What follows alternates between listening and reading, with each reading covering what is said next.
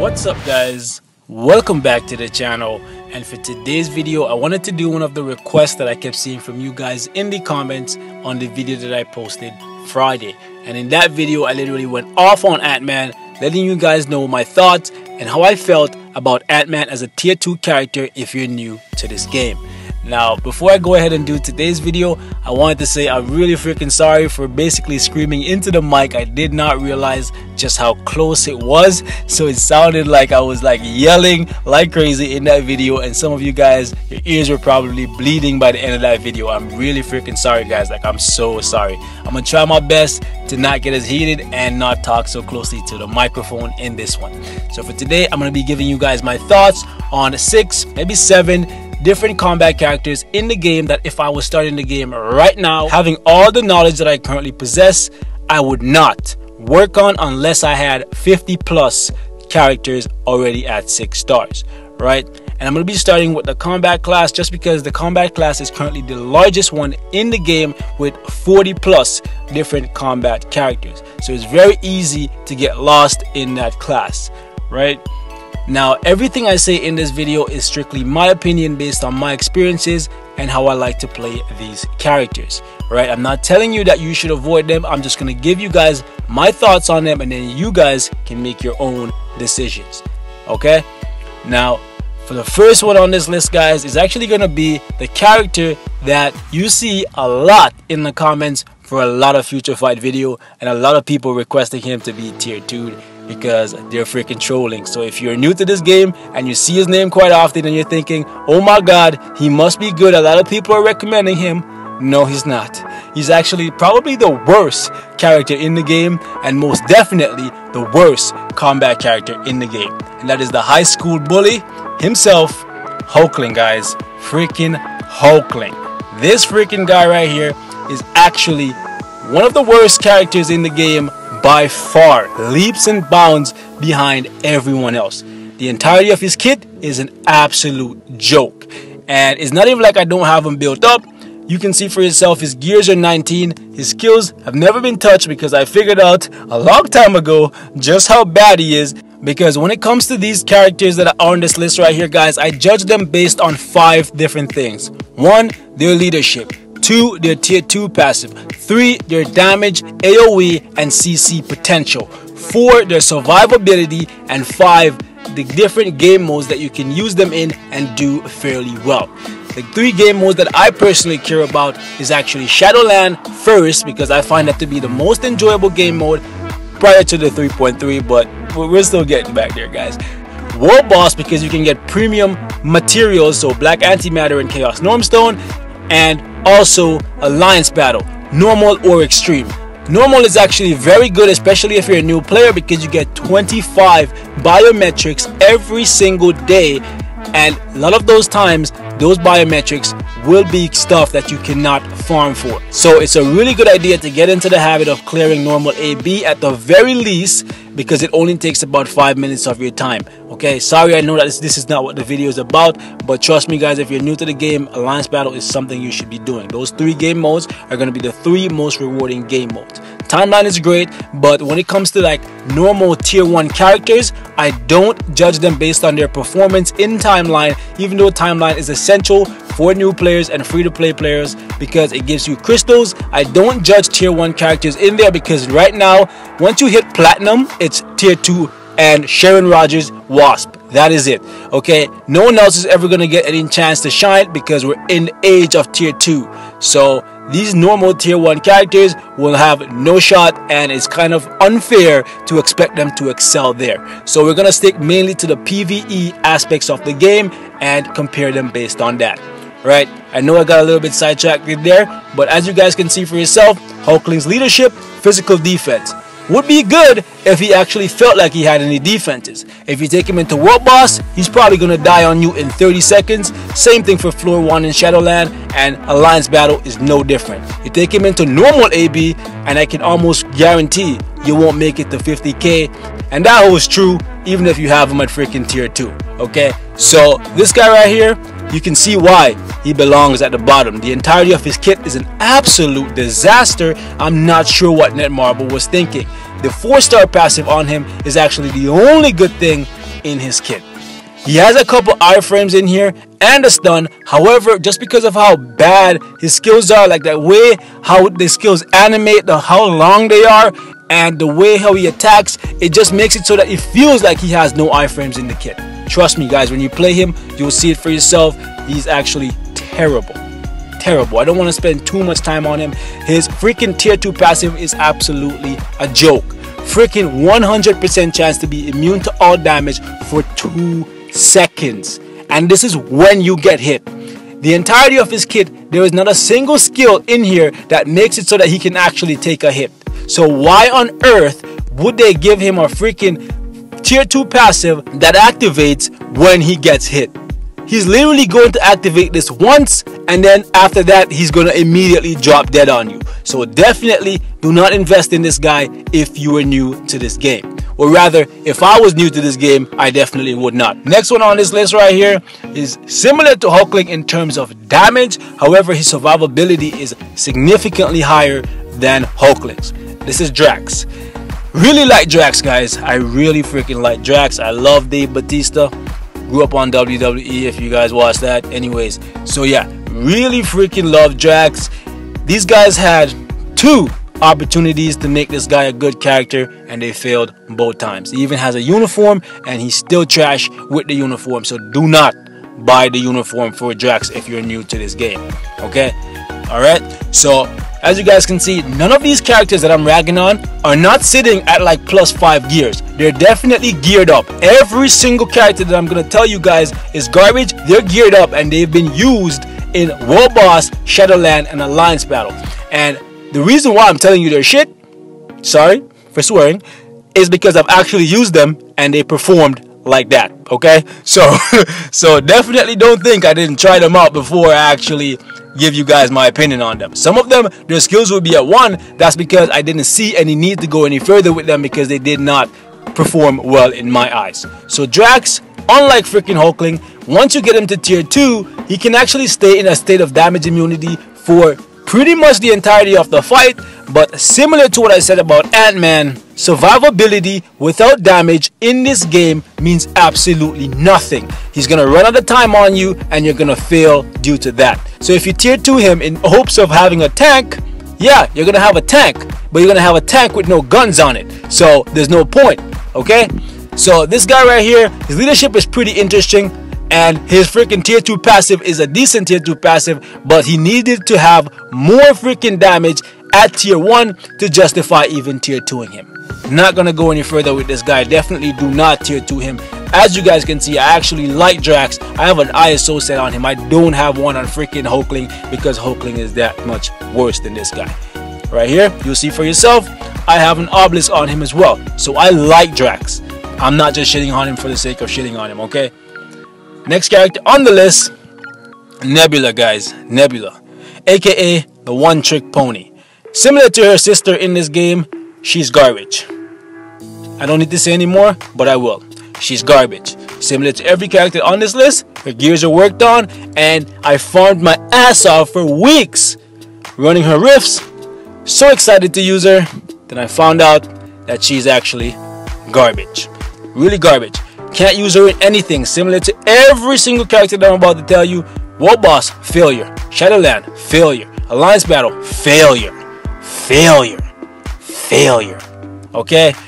She's actually better than them when it comes to Alliance Battle, but she's a one-trick pony, and you're going to spend the entirety of your fight running around hitting the 5 skill because that's the only usable skill. She has a uniform that makes her a little bit better, but a little bit better is not worth it when there's over 100 freaking characters in the game with uniforms. You don't want to waste your freaking money, or rather your crystals, on buying a uniform for a character that is garbage.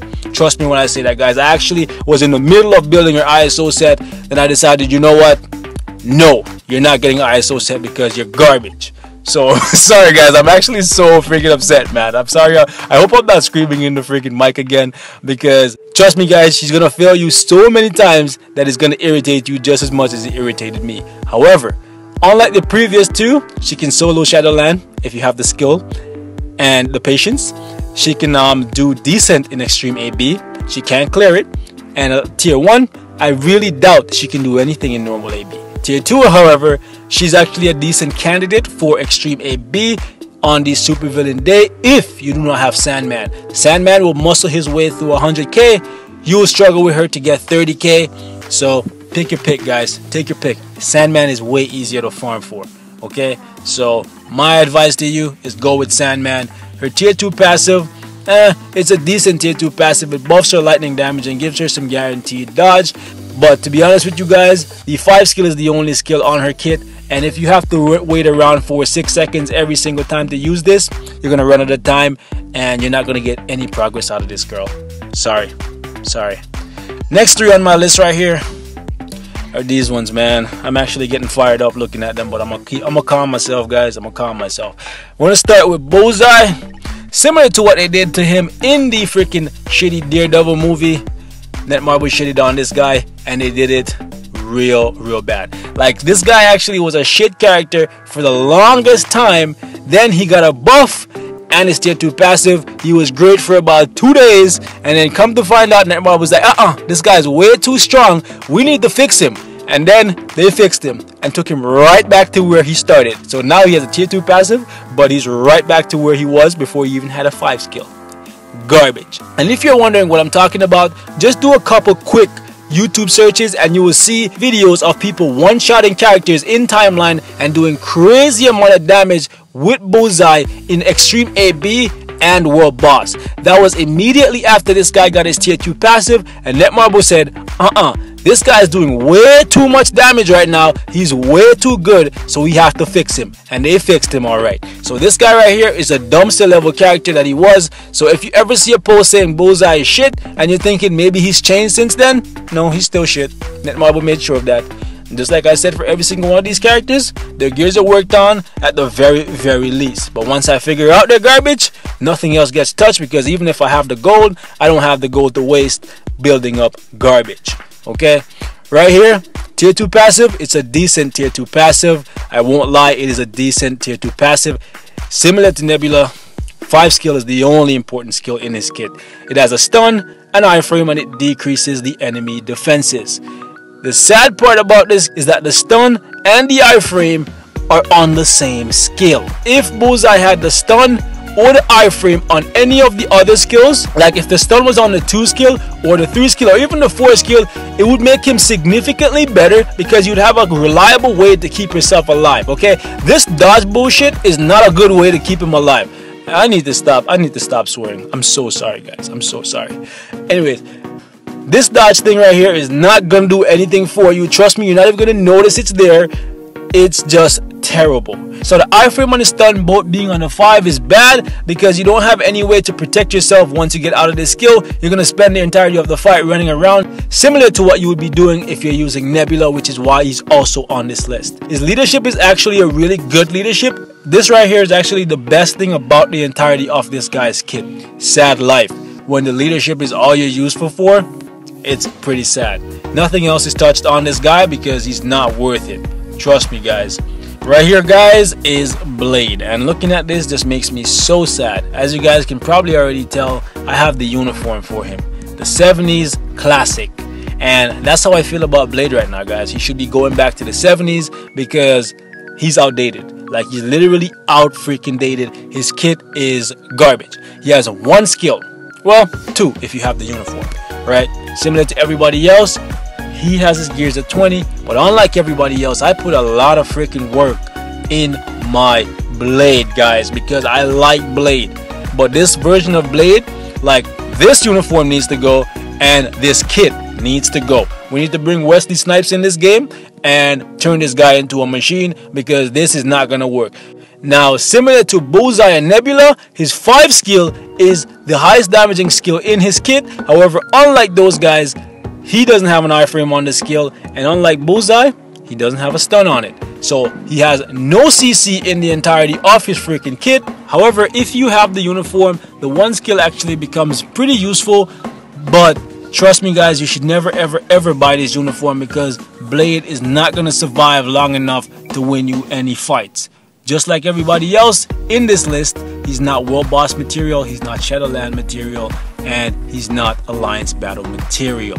sadly guys, even floor 1 with this build that I have on him, he struggles mightily. Floor 1 guys, floor 1.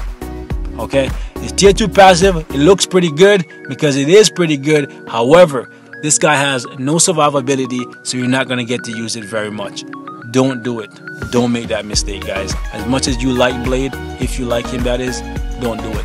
I like his freaking leadership. It is a unique leadership, very fitting for him. The healing is just way too low, so he doesn't even make up for the fact that he doesn't have any survivability in the kit.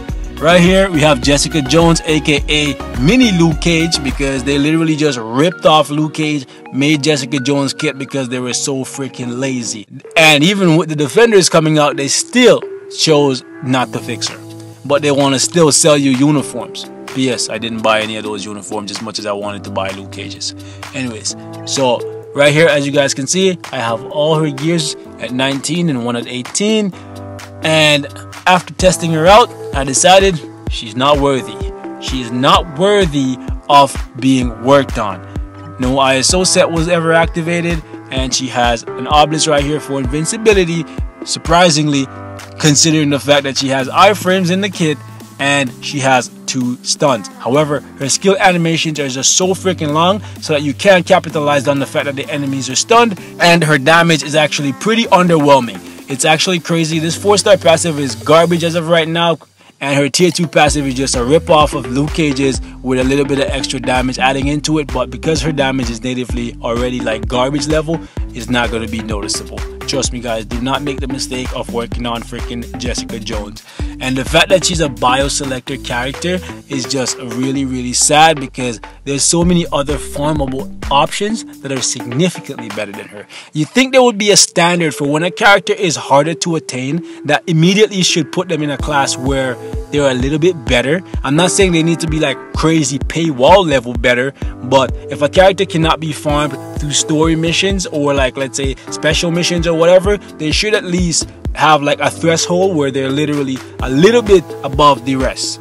But for her, no. Last one on this list right here, and I'm trying to go really quickly. I'm sorry if this one ends up being long, but the last one on this list right here is actually this lady right here, Sif, the worst of the Asgardians that are currently in this game, because as of right now guys, she's unusable anywhere at all unless you buy this uniform. And I really hate when Netmarble does this. I really hate when they make characters better but only the uniform version is usable, because it forces you to buy the uniform for the character to get something out of them. That is not something that you should ever do, and that is why I did not speak about Nebula's uniform. Guys, there's over 100 uniforms in the freaking game. There are certain ones that are must buys, but if you have to buy a uniform for a character just to get a floor 1 solo out of them, and I'm not saying that's all she's going to be able to do, because with this uniform she actually gets damage block and some iframes, which in her native kit she has nothing. No iframes, no freaking stuns, no nothing. Okay, your entirety of her kit is garbage. The best thing she has right here, the saving grace of her freaking kit, is actually her tier 2 passive. It's a decent tier 2 passive, but that's about it, guys. Like leadership, standard 30%. Like it's just really bad. I'm actually hoping that with the Ragnarok coming, they would actually revisit her. Like even the text that they gave her, there's barely anything that they can say about their own character. That right there should show you just how insignificant of a character she is. Okay, so I'm sorry if this one ended up being really long and you didn't get the information that you were kind of hoping for. However, these are 7 characters. If I was personally starting this game from scratch once again and I had all the knowledge that I currently possess, I would choose to ignore. I'm not telling you that you have to. You can make your own decisions. Maybe you play differently than me and these characters can work amazingly for you, but for me, I've had a really tough time trying to get anything out of them. Okay, so that's all I have to share for this one, boys. Like always, thanks for watching, and I'll see you guys in the next one.